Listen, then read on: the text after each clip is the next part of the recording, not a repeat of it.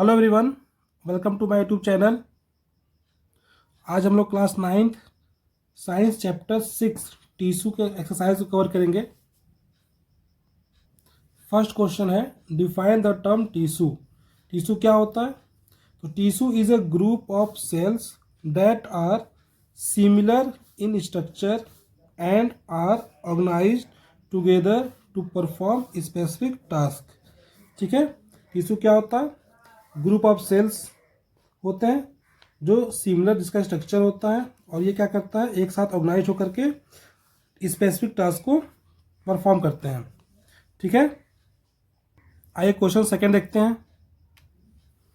How many types of elements together make up the xylem tissue, name them. ठीक है, देखते हैं। तो there are four different type of element together make up the xylem tissue. पहला क्या है? Tracheids, दूसरा वेसल्स, तीसरा जाइलम पैरेन्काइमा, चौथा जाइलम फाइबर। ठीक है, क्लियर हो गया? चलिए हम लोग क्वेश्चन नंबर थर्ड देखते हैं। क्वेश्चन थर्ड है, how are simple tissues different from complex tissue in plant. ठीक है, सिंपल टिश्यू और कम्प्लेक्स टिश्यू में क्या डिफरेंस है? तो सिंपल टिश्यू क्या होता है? Simple tissues are made up of only one type of cell. Simple tissue क्या होता है? केवल एक टाइप के सेल से बनता है। और कम्प्लेक्स टिश्यू क्या होता है? Complex tissues are made up of more than one type of cell. ये एक से ज़्यादा टाइप ऑफ सेल से बनता है। ठीक है, मेन इंपॉर्टेंट पॉइंट क्या है? ये more than one type of cells, इसमें only one type of cells. ठीक है, समझ आ गया? चलिए क्वेश्चन नंबर 4 देखते हैं। क्वेश्चन 4 है, differentiate between parenchyma, collenchyma and sclerenchyma on the basis of their cell wall. हमें डिफरेंशिएट बताना है कोलेनकाइमा, स्क्लेरेन्काइमा और पैरेन्काइमा के बीच में, ये तीनों में क्या डिफरेंस है। ठीक है, तो आइए देखते हैं। देखिए, पैरेन्काइमा क्या होता है? सेल वॉल इज प्राइमरी, इसका सेल वॉल कैसा होता है? प्राइमरी सेल वॉल होता है। कोलेनकाइमा का भी सेल वॉल प्राइमरी होता है, लेकिन स्क्लेरेन्काइमा का जो सेल वॉल होता है वो सेकेंडरी होता है। सेकेंड पॉइंट देखिए, सेल वॉल इज थिन, इसका सेल वॉल कैसा होता है? पतला होता है। सेकेंड का कोलेनकाइमा का क्या होता है? Cell wall is thickened at corner, इसका जो सेल वॉल होता है कॉर्नर में थिक होता है। Cell wall is thickened all around, इसमें क्या होता है? सेल वॉल जो होता है चारों तरफ से थिक होता है। समझ आ गया क्या डिफरेंस था? चलिए क्वेश्चन नंबर 5 देखते हैं। क्वेश्चन नंबर 5 है, what are functions of stomata. Stomata का फंक्शन क्या है? तो बेसिकली उसका दो ही फंक्शन है, exchange of gases like CO2 and O2 with atmosphere, दूसरा है ट्रांसपिरेशन। ये दो फंक्शंस हैं स्टोमेटा के। ठीक है, समझ आ गया? चलिए क्वेश्चन नंबर 6 देखते हैं। क्वेश्चन नंबर 6 है, diagrammatically show the difference between the three types of muscles fiber। इसको क्या करना है? डायग्राम के हेल्प से हमें बताना है कि तीनों में क्या डिफरेंस है। तो देखिए, three type of muscle tissue कौन कौन से हैं? Striated muscle, smooth muscle and cardiac muscle. ये तीन टाइप के मसल्स हैं। इसको क्या करना है? डायग्राम के बेस पे हमें डिफ्रेंशिएट करना है। तो आइए इसके फिगर को देख लेते हैं हम लोग। देखिए, ये जो है स्ट्रेटेड मसल है, ये न्यूक्लिक है और इसमें स्ट्रेशन दिया हुआ है। ठीक है, चलिए देखते हैं स्मूथ मसल को।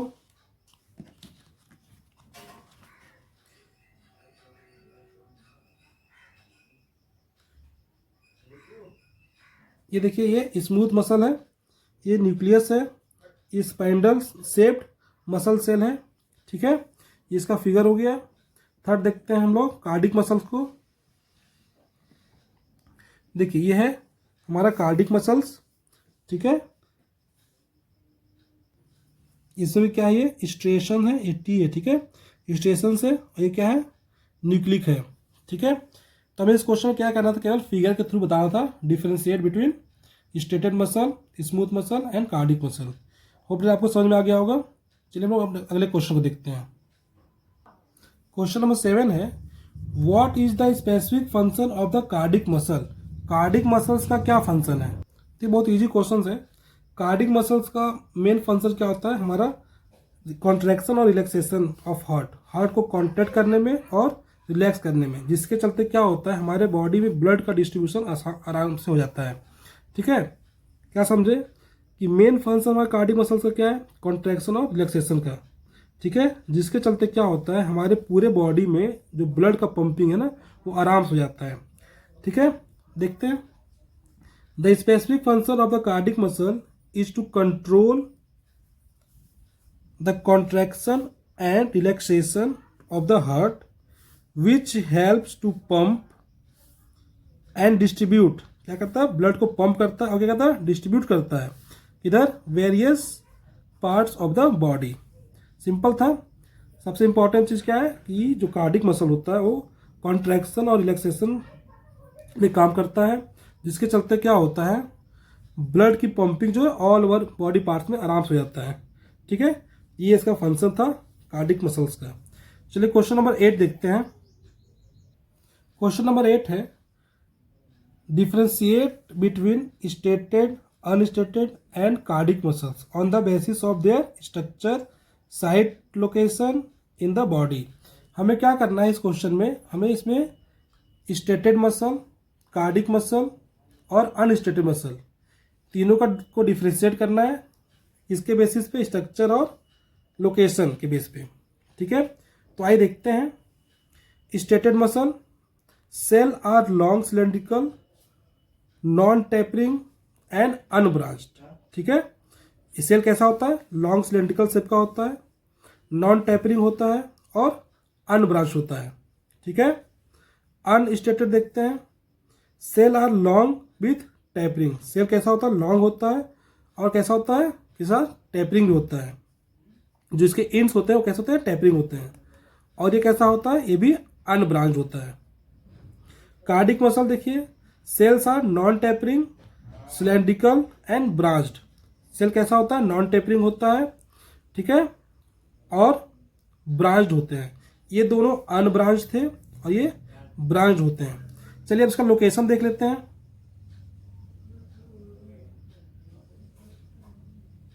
अब तीनों का लोकेशन देख लेते हैं। तो स्टेटेड मसल देखते हैं। These muscles are present in hand, legs and other skeletal muscles. ये कहाँ कहाँ प्रेजेंट होता है हैंड में, लेग में और भी अदर स्केलेटल मसल्स में।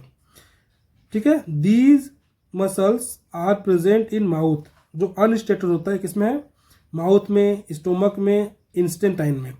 ठीक है, next cardiac muscle, these muscles are present in heart. ये कहाँ प्रेजेंट होता है हार्ट में प्रेजेंट होता है। ठीक है, समझ में आ गया। चलिए हम लोग क्वेश्चन नंबर 9 को देखते हैं। बहुत सिंपल था, इसको आराम से आप लोग लर्न कर सकते हैं। क्वेश्चन 9 में क्या है, draw level diagram of neuron. तो न्यूरॉन का हमें डायग्राम बनाना है। ठीक है, बहुत सिंपल है।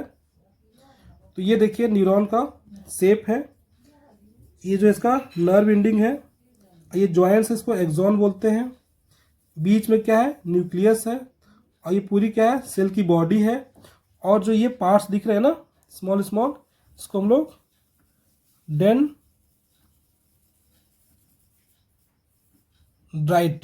क्या बोलते हैं डेंड्राइट बोलते हैं, जो स्मॉल है ना ये निकला हुआ। ठीक है, तो समझ में आ गया, सिंपल सा फिगर था। ठीक है, ये क्या है बीच में न्यूक्लियस है, ये सेल बॉडी है, ये नर्व एंडिंग है, ये पार्ट को हम लोग बोलते हैं एक्सॉन। ये जो निकला हुआ है इसको क्या बोलते हैं डेंड्राइट बोलते हैं। ठीक है, इसको अच्छे से ड्रॉ कर लीजिए, ये एग्जाम में हमेशा पूछा जाता है। ठीक है, चलिए क्वेश्चन नंबर 10 देखते हैं। क्वेश्चन नंबर 10 है नेम द फॉलोइंग। ठीक है, इसमें नाम बताना है। कुछ क्वेश्चन दिए हुए हैं। पहला है tissue that perform the inner lining of our mouth. ठीक है, इसमें टिश्यू बताना है। तो होता है सिंपल इपिथेलियम टिश्यू, इसको एक्वमस सिंपल इपिथेलियल टिश्यू ही बोलते हैं। ठीक है, तो सिंपल ये भी लिख देंगे simple epithelium tissue. Second question है tissue that connects muscle to bone in humans. तो इसका आंसर रहेगा टेंडन। चलिए थर्ड पार्ट देखते हैं। सी में है tissue that transport food in plant, तो फ्लोएम। डी देखिए, डी पार्ट है tissue that stores fat in our body, तो एडिपोज टिश्यू, ठीक है। ई देखते हैं हम लोग, ई पार्ट है connective tissue with a fluid matrix, तो ब्लड। एफ जो है tissue present in the brain, तो इस पर क्या हो जाएगा, नर्वस टिश्यू। तो ये ऑल 6 पार्ट हमने कवर कर लिया। होप दैट आपको समझ में आ रहा होगा। चलिए क्वेश्चन नंबर 11 देखते हैं। क्वेश्चन 11 है identify the type of tissue in the following: skin, bark of tree, bone, lining of kidney tubule and vascular bundle. इसे बताना है कि किस टाइप के टिश्यू होते हैं। देखिए स्किन, स्किन में एपिथेलियम, बार्क ऑफ ट्री में आप कॉर्क भी लिख सकते हैं, प्रोटेक्टिव टिश्यू भी लिख सकते हैं, या फिर सिंपल परमानेंट टिश्यू लिख सकते हैं, ठीक है। तो कुछ भी लिख सकते हैं इसमें। बोन में connective tissue, lining of kidney tubewell में क्यूबॉइडल इपिथेलियल टिश्यू, ठीक है। वस्कुलर बंडल में कॉम्प्लेक्स परमानेंट टिश्यू, ठीक है। समझ आ गया। ये भी इंपॉर्टेंट क्वेश्चन है, अच्छे इसको देख लीजिए। चलिए अब क्वेश्चन नंबर 12 देखते हैं। क्वेश्चन नंबर 12 है name the region in which parenchyma tissue is present. तो पैरेन्काइमा टिश्यू कहाँ प्रेजेंट उसको देखना है। लीव्स पर, फ्रूट में एंड फ्लावर्स, ठीक है। कहाँ कहाँ, leaves, fruit and flowers are the region where the parenchyma tissue is present.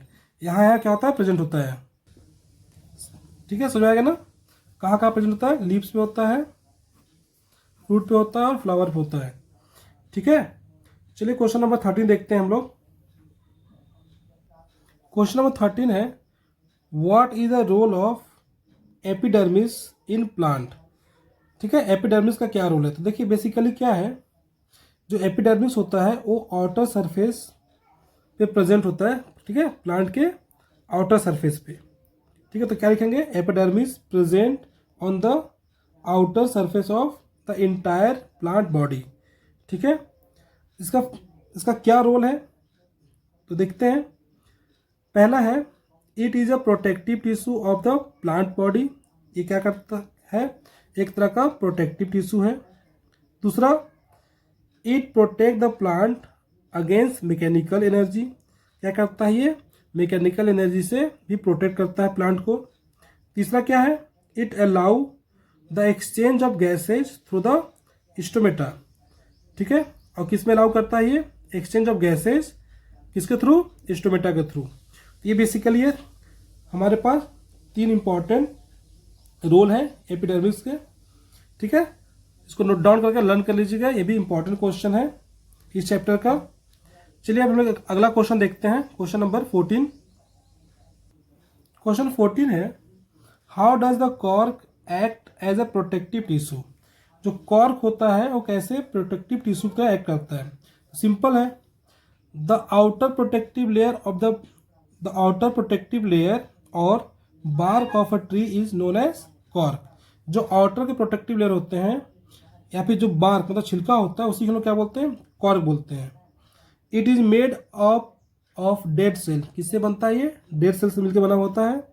Therefore it protect the plant against mechanical injury, क्या करता है, किससे बचाता है इसको, मैकेनिकल इंजरी से बचाता है। दूसरा, टेम्परेचर से बचाता है, ठीक है। It also prevents the loss of water bye evaporation.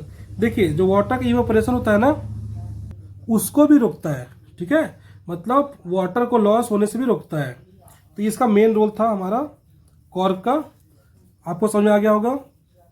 चलिए लास्ट क्वेश्चन देखते हैं, question number 15। Complete the following chart. ये चार्ट दिया हुआ है, इसको कंप्लीट करना है ना। यहाँ परमानेंट टिश्यू दिया है, परमानेंट टिश्यू को 2 पार्ट में डिवाइड किया है, सिंपल और कॉम्प्लेक्स में। सिंपल टिश्यू 3 पार्ट में डिवाइड है, ठीक है। यहाँ कोलेनकाइमा दिया हुआ है, यहाँ क्या होगा,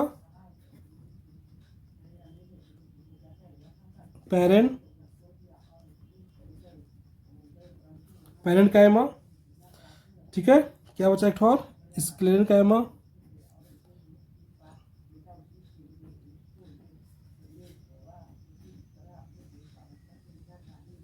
ये CHYMA है, ठीक है, स्क्लेरेनकाइमा। इसमें देखिए कॉम्प्लेक्स में जाइलम और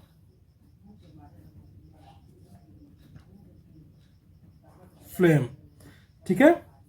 ये क्या हो गया, इसका चार्ट कंप्लीट हो गया। स्पेलिंग आप देख सकते हैं, ठीक है। पैरेन्काइमा लिखा हुआ है, ये स्क्लेरेनकाइमा है, और लास्ट में क्या लिखे हम लोग, फ्लोएम लिखे हैं। तो ये चैप्टर 6 टिश्यू कंप्लीट हो गया, ठीक है।